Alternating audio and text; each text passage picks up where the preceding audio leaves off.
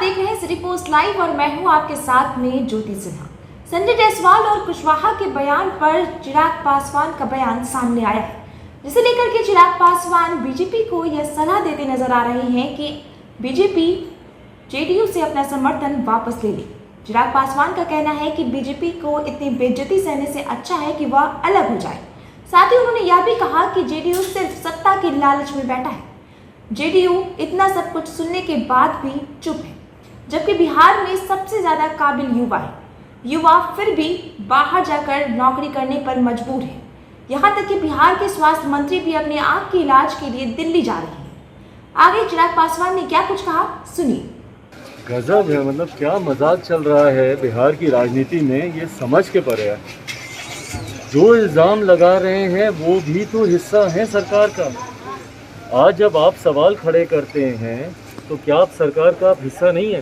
भाई यही तो सवाल हम लोग भी खड़े कर रहे हैं। और अगर यही सवाल आप खड़े कर रहे हैं तो फिर क्यों आपके सहारे से वो सरकार बनी हुई है? आपसे तो या तो आप अलग हो जाइए आप उस सरकार से, और या फिर इस बात को सुनिश्चित कीजिए कि सरकार का अंग होने के नाते भाई बिहार की शिक्षा व्यवस्था जितनी चरमराई हुई है आज की तारीख में, फॉर दैट मैटर हर उसमें, भाई संजय जायसवाल जी तो बोल ही रहे हैं, पर जिस तरीके से आरएसएस के मुखपत्र में जिस तरीके से पूरा लेख लिखा गया है, जिसमें नीतीश कुमार जी की हर नीति के बारे में की विफलताओं का उसमें जिक्र किया गया है, पर अफसोस इस बात का है या विडम्बना इस बात की या आश्चर्य इस बात का होता है कि भैया सरकार भी तो आप ही के भरोसे चल रही है। और दूसरी तरफ जनता दल यूनाइटेड मेरी समझ के परे है कि इतनी बातें ये लोग सुन रहे हैं सिर्फ एक सत्ता की कुर्सी के लालच में।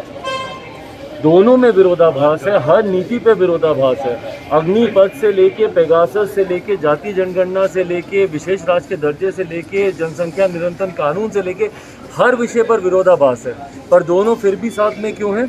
सिर्फ सत्ता के लालच। जेडीयू कोटे के मंत्री विजेंद्र यादव ने कहा है ये तो पति पत्नी का झगड़ा है, तलाक थोड़ी हो जाता है। अरे वाह, पति पत्नी के झगड़े में बिहार के बच्चे बर्बाद हो जाए। हाँ गजब, मतलब इतना लाइटली इस विषय को लेने की बात है। आपके सरकार के घटक दल आपकी नीतियों के ऊपर सवाल उठा रहे हैं, आप ही के गठबंधन के घटक दल आपकी नीतियों के ऊपर सवाल उठा रहे हैं, और जो कि सही सवाल है।